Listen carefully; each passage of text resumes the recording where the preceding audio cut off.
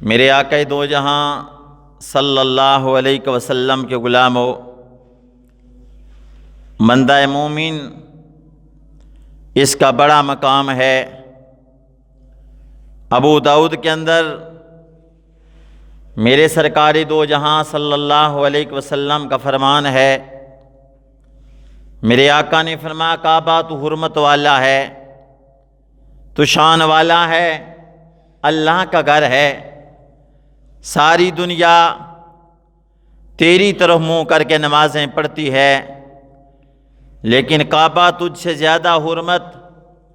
تجھ سے زیادہ عزت، تجھ سے زیادہ شان بندہ مومن کی ہے۔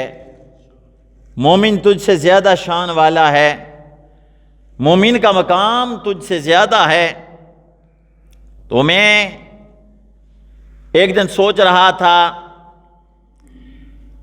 گئے گزرے دور کے اندر جس بندے کو کوئی بڑے سے بڑا مقام، کوئی عہدہ، کوئی منصب مل جائے، اس پر جب وہ جاتا ہے تو اپنے اللہ کو بھول جاتا ہے، اس کے احکام کو چھوڑ دیتا ہے، دین اسلام کی تعلیمات کو پس پشت کر دیتا ہے، کیونکہ مومن کی بڑی شان بتائی گئی۔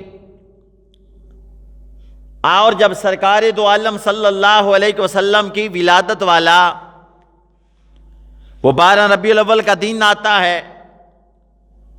تو اس میں اکثر سرکار کے غلام خوشی کا اظہار کرتے ہیں،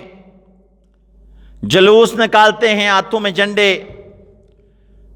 لیکن اس پر بھی گولیاں برسائی گئی، شیلنگ ہوئی،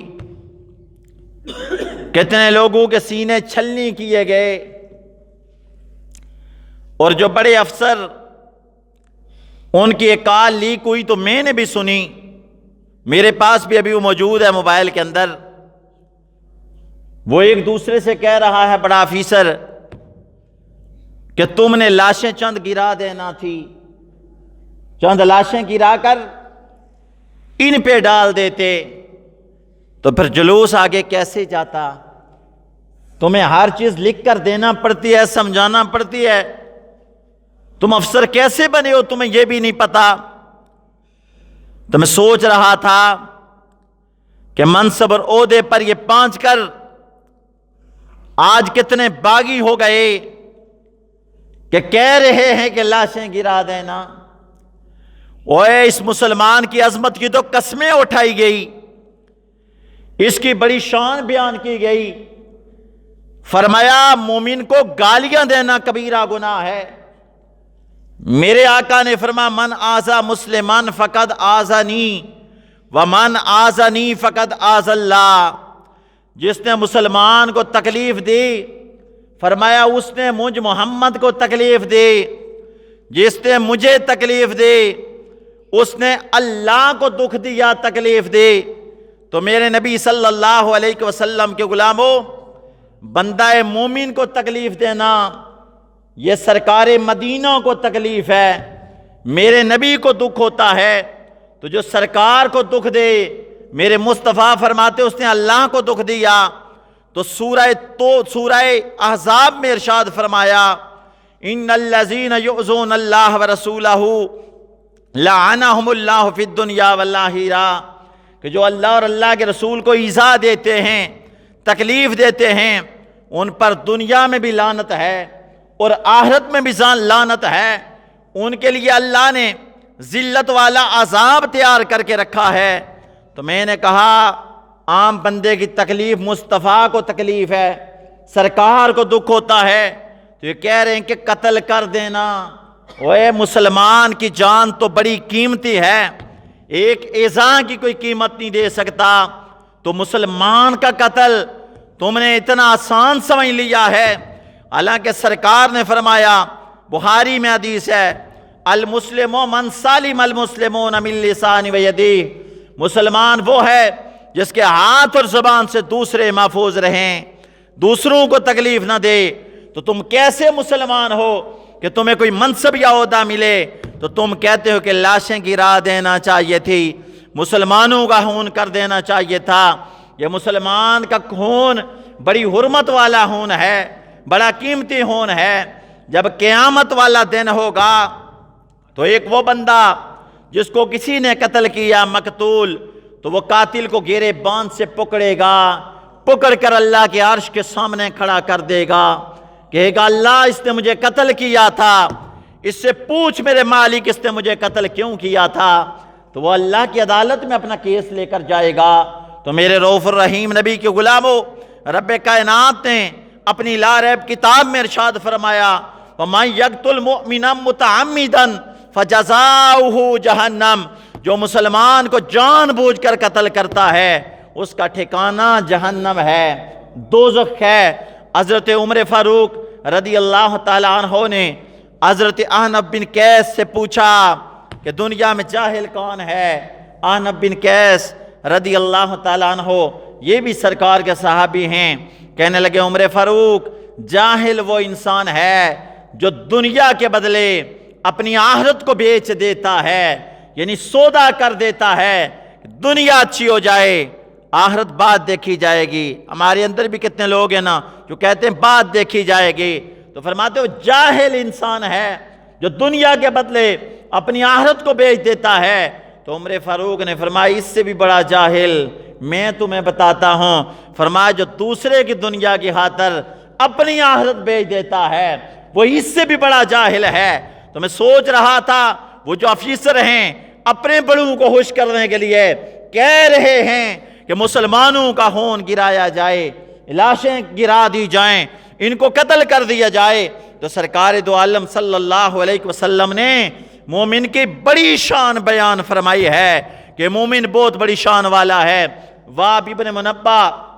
رحمت اللہ تعالی علیہ آپ فرماتے ہیں کہ ایک ظالم بادشاہ تھا، بڑے ظلم کیا کرتا تھا، اور اس کے ساتھ اس کے نوکر چاکر تھے۔ کہیں بندہ سیر کرتے ہوئے جا رہا تھا، اپنے دورے پر تھا، ایک ایسے علاقے سے گزرا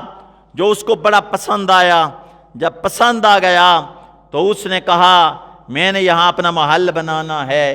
اپنی کوٹھی بنانی ہے، کیوں یہ جگہ مجھے بڑی پسند آ گئی ہے۔ جب اس نے یہ باتیں کی تو میرے نبی کے غلاموں جہاں اس کا یہ ارادہ ہوا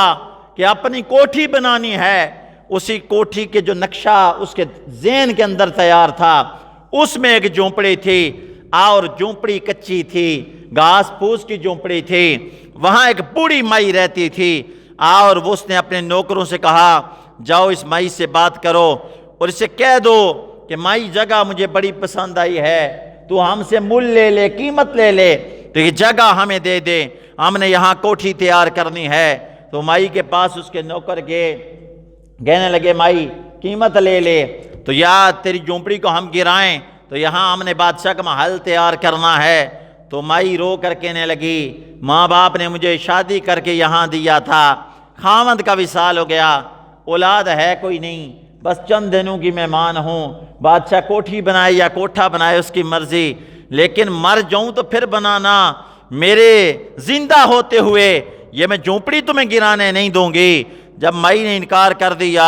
بادشاہ بھی تیش میں آ گیا، غصے میں کہنے لگا یہ تو گرانے نہیں دیتی، لیکن کب تک بیٹھی رہے گی، کب تک بیٹھی رہے گی، ایک نہ ایک دن تو یہ گھر سے نکلے گی۔ نوکر کھڑے کر دیے، جب گھر سے نکلے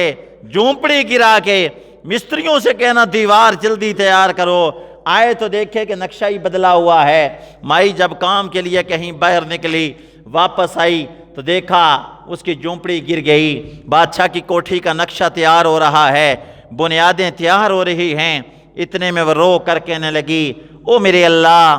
میں تو یہاں نہیں تھی، اللہ تو بتا تو کہاں تھا، تو علیم بذات الصدور ہے، ان اللہ علی کل شیء قدیر ہے، ہر جگہ اللہ تیرے جلوے ہیں، لیکن میرے اللہ میں نہیں تھی، تو بتا اللہ تو کہاں تھا۔ مائی نے در سے دعا کی، اللہ کے عرش پہ لرزہ طاری ہو گیا، آواز آئی وَلَا تَحْسَبَنَّ اللَّهَ غَافِلًا عَمَّا يَعْمَلُ الظَّالِمُونَ، اللہ کو بے خبر نہ جاننا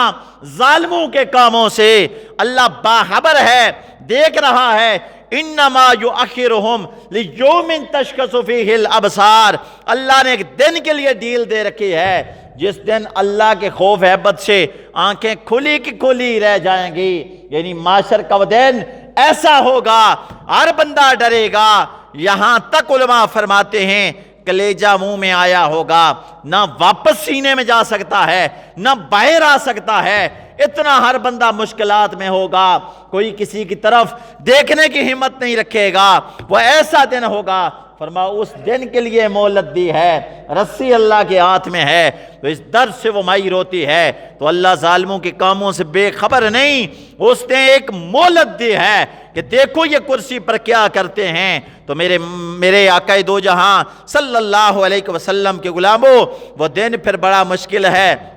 اس دن کے اندر حساب و کتاب ہوگا۔ حضرت ابو سعید خدری رضی اللہ تعالی عنہ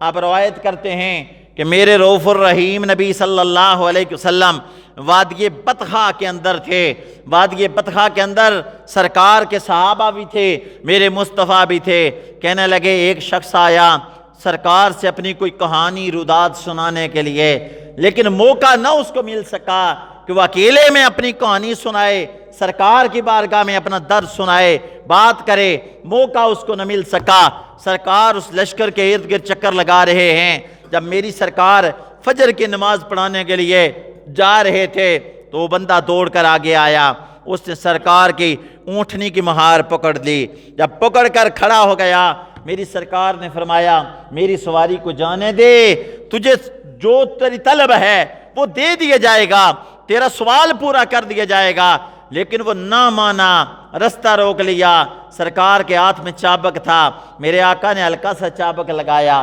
لگانے کے بعد وہ رستے سے جب آٹا، سرکار آگے نکل گئے۔ نماز پڑھنے کے بعد جب واپس آئے فرمایا کہاں ہے وہ بندہ جس کو میں نے چابک لگایا تھا؟ آج آ محمد سے بدلہ لے لے، کیونکہ رب کی عدالت بڑی سخت ہے۔ میرے نبی کے غلام سرکار فرماتے ہیں آ مجھ سے بدلہ لے لے۔ رو کر کہنے لگا اللہ کے رسول میں آپ سے بدلہ، میں تو کبھی آپ سے بدلہ نہیں لے سکتا۔ تو میرے آقا نے فرمایا یا پھر مجھے معاف کر دے، کیونکہ اللہ کی عدالت میں اس کا حساب دینا پڑے گا۔ تو میرے رؤوف الرحیم نبی کے غلاموں کتنے کتنے ظلم ایک دوسرے پر کرتے ہیں، لیکن کبھی خیال نہیں آتا کہ دنیا کے اندر معافی مانگ لیں۔ میرے آقا نے فرمایا دنیا کے اندر ایک دوسرے سے معاف کروا لو، نہیں تو اللہ کی عدالت میں معافی نہیں ہوگی، وہاں ہر مظلوم کو حق دیا جائے گا۔ تو اس ظلم ہے، فرمایا یہ وہاں تاریکی ہوگی، اس ظلم کی وجہ سے ہر طرف اندھیرا ہوگا۔ اس لیے دنیا کے اندر میرے رؤوف الرحیم نبی صلی اللہ علیہ وسلم کے غلاموں ایک دوسرے سے معافی لے لیا کرو، معاف کروایا کرو۔ ابو میسرہ رضی اللہ تعالیٰ عنہ فرماتے ہیں کہ ایک بندہ تھا جس کا وصال ہوا، قبر کے اندر گیا تو اللہ نے ان کو کشف دیا تھا، قبر کے اندر دیکھ لیا کرتے تھے کہ قبر کے اندر مردے کا کیا حال ہے۔ یہ اللہ نے ابو میسرہ کو یہ طاقت عطا فرمائی تھی۔ تو آپ فرماتے ہیں جب اس کو دفن کیا گیا اللہ کے فرشتے آئے اور فرشتے کہنے لگے ہم تجھے 100 کوڑا ماریں گے۔ تو کوڑا یہ پولیس والے کا نہیں ہے، اللہ کے فرشتوں کا کوڑا ہے۔ تو کہنے لگے 100 کوڑا تمہیں ماریں گے۔ وہ کہنے لگا میں ایسا تھا، انہوں نے 10 کوڑے معاف کر دیے۔ پھر بولا میں ایسا تھا، انہوں نے 10 اور معاف کر دیے، حتیٰ کہ سارے کوڑے معاف ہو گئے، ایک کوڑا بچ گیا، یہ تمہیں مارنا ہے۔ وہ جب ایک کوڑا اس کو مارا تو اس کی قبر میں آگ لگ گئی، وہ جلنا شروع ہو گیا۔ تو اس نے سوال کیا فرشتوں یہ کوڑا مجھے تم نے کیوں مارا؟ فرشتے کہنے لگے اس لیے مارا کہ تو ایک دفعہ گزر رہا تھا، ایک مظلوم نے تجھے پکارا تھا میری مدد کر جا، لیکن تو نے مظلوم کی بات نہیں سنی تھی، تو بھاگ گیا تھا، آج اس لیے تجھے ایک کوڑا پڑا ہے۔ تو میں کہتا ہوں تھوڑا سا ظلم کرنا، اس کی وجہ سے کوڑے پڑ رہے ہیں۔ تو جو کہتے ہیں کہ مسلمانوں کا خون بہایا جائے، لاشیں گرا دی جائیں، وہ ظالموں یہ کرسی ہمیشہ والی نہیں ہے، یہ مٹنے والی ہے۔ اگر ہمیشہ والی کرسی ہے تو صرف میرے اللہ کی کرسی ہے، صرف میرے اللہ کی کرسی ہے۔ تو میرے رؤوف الرحیم نبی صلی اللہ علیہ وسلم کے غلاموں اپنی آخرت کے بارے میں بھی خیال کر لیا کرو کہ زندگی اللہ نے ہمیشہ کے لیے نہیں دی، بلکہ اس جہان کے پیپر حل کرنے کے لیے دی ہے۔ جو چند دن ہے یہ اللہ نے سٹے کے لیے اس لیے دیے ہیں کہ اس جہان کے جو پیپر ہیں ان کی تیاری کر لو، تم نے وہاں جواب دینا ہے، وہ سوال حل کرنے ہیں، ان کا جواب دینا ہے، اس لیے وہ پرچے پہلے آؤٹ کر دیے اور بندہ تجھے بتا دیے گئے۔ سرکار دو جہاں صلی اللہ علیہ وسلم کے صحابی حضرت ابو ہریرہ رضی اللہ تعالیٰ عنہ روایت کرتے ہیں کہ میرے آپ کے آقا دو جہاں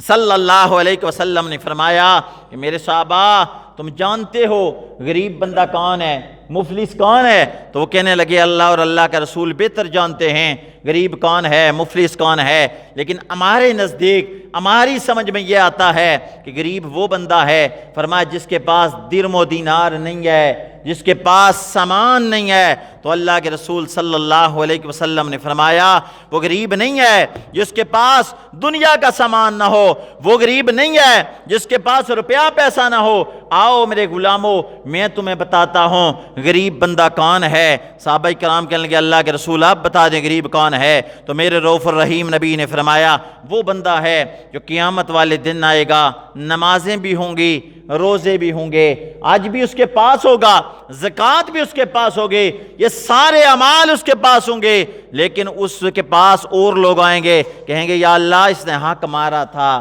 یا اللہ اس نے یہ ظلم کیا تھا، یا اللہ فلاں جگہ یہ ظلم کیا تھا، اللہ اس کی زکاتیں، اس کے حج، اس کی نمازیں ان کو دیتا جائے گا، حتیٰ کہ ابھی لوگ کھڑے ہوں گے حقدار جنہوں نے حق اس سے لینے ہیں، نیکیاں ختم ہو جائیں گے، تو اللہ کے رسول فرماتے ہیں پھر ان کے گناہ اس کے ذمہ ڈالے جائیں گے، ڈال کر اس بندے کو دوزخ میں ڈال دیا جائے گا۔ فرمایا وہ مفلس ہے، وہ غریب ہے کہ اعمال تو کر کے آیا تھا لیکن لوگوں کے حق اس کے ذمہ تھے۔ تو میرے رؤوف الرحیم نبی صلی اللہ علیہ وسلم کے غلاموں یہ کسی دوسرے کا حق ایسا ہوتا ہے یہ کبھی معاف نہیں ہوتا، کبھی معاف نہیں ہوتا۔ مولا کائنات حیدر کرار رضی اللہ تعالیٰ عنہ شیر خدا فرماتے ہیں کہ ظالم سے بھی آپ فرماتے ہیں طاقتور سے بھی ڈرو اور کمزور سے بھی ڈرو۔ کسی نے کہا حضرت صاحب طاقتور سے ڈرنا تو سمجھ میں آتا ہے کیونکہ وہ طاقت والا ہے، قوت والا ہے، اس سے ڈرنا سمجھ میں آتا ہے،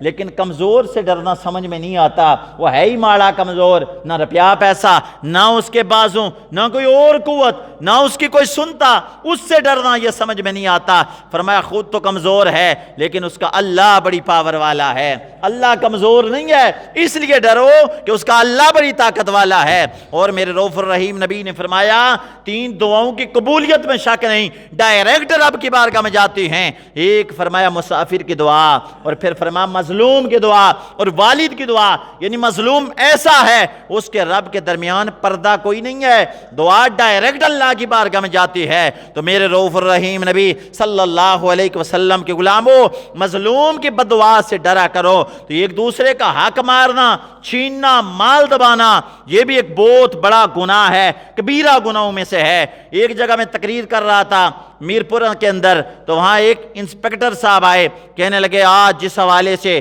درخواستیں زیادہ آتی ہیں وہ یہ وجہ ہے، کہتے ہیں زمین کے حوالے سے ایک نے دوسری کی زمین پر قبضہ کر لیا، اس کی زمین دبا لی، اور دوسری یہ درخواستیں آتی ہیں کہ اولاد نافرمان ہے، اولاد ماں باپ کی بات نہیں سنتی، ماں باپ کو تنگ کرتی ہے، 2 قسم کی درخواستیں آتی ہیں۔ تو اس پر آپ بیان کیا کریں میرے رؤوف الرحیم نبی کے غلاموں، ایک بالشت زمین جس نے کسی دوسرے کی دبائی ہے، کیا کہ وہ طاقت والا تھا، دوسرے کو ڈرایا، اس کی دبا لی ایک بالشت، ایک گٹھ جس کو کہتے ہیں، تو فرمایا قیامت والے دن 7 زمینوں کا توگ اس کے سر پر رکھا جائے گا اور بندہ زمین میں دسنا شروع ہو جائے گا، زمین میں دسنا شروع ہو جائے گا۔ تو میرے رؤوف الرحیم نبی کے غلاموں وہ جو زمین کا ٹکڑا لیا ہے اس سے بندہ کمائی کر کے کھائے تو وہ آرام ہوتا ہے، اس پر گھر بنائے ساری زندگی اس گھر میں اس کو سکون نہیں ہوگا، اس کے اندر اطمینان نہیں ہوگا، ساری زندگی روتے ہوئے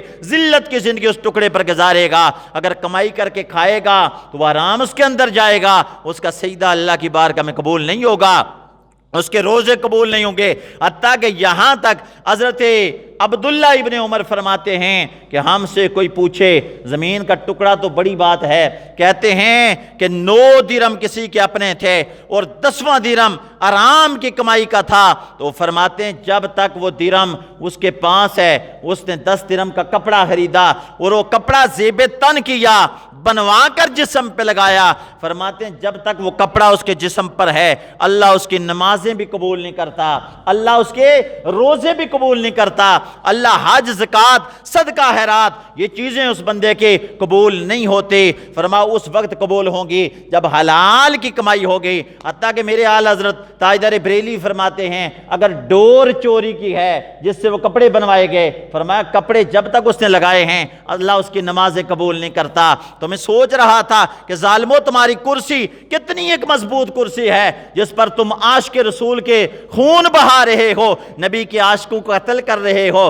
ان کے سینے چھلنی کر رہے ہو، اور پھر بائکی کے اندر سرکار کا فرمان ہے، میرے مصطفیٰ کی حدیث ہے، فرمایا جس نے ظالم کی مدد کے، یہ بھی جانتا تھا کہ وہ ظالم ہے پھر بھی سپورٹ کر رہا ہے، مدد کر رہا ہے، فرمایا وہ دائرہ اسلام سے خارج ہو گیا، ایمان اس کا ختم ہو گیا کہ وہ ظالم کی سپورٹ کر رہا ہے اور مظلوم کا ساتھ نہیں دے رہا۔ تو اس لیے حکم ہے کہ مظلوم کی آواز بنو، مظلوم کا ساتھی بنو۔ میرے رب کائنات نے فرمایا وَلَا تَحْسَبَنَّ اللَّهَ غَافِلًا عَمَّا يَعْمَلُ الظَّالِمُونَ، اللہ کو بے خبر نہ سمجھنا ان ظالموں کے کاموں سے، اللہ باخبر ہے، جانتا ہے۔ انما یؤخرہم لیوم تشخص فیہ الابصار، اللہ نے اس دن کے لیے ڈیل دے رکھی ہے جس میں آنکھیں کھلی کی کھلی رہ جائیں گی، خوف اور دبدبے سے، دہشت سے آنکھیں کھلی کی کھلی رہ جائیں گی۔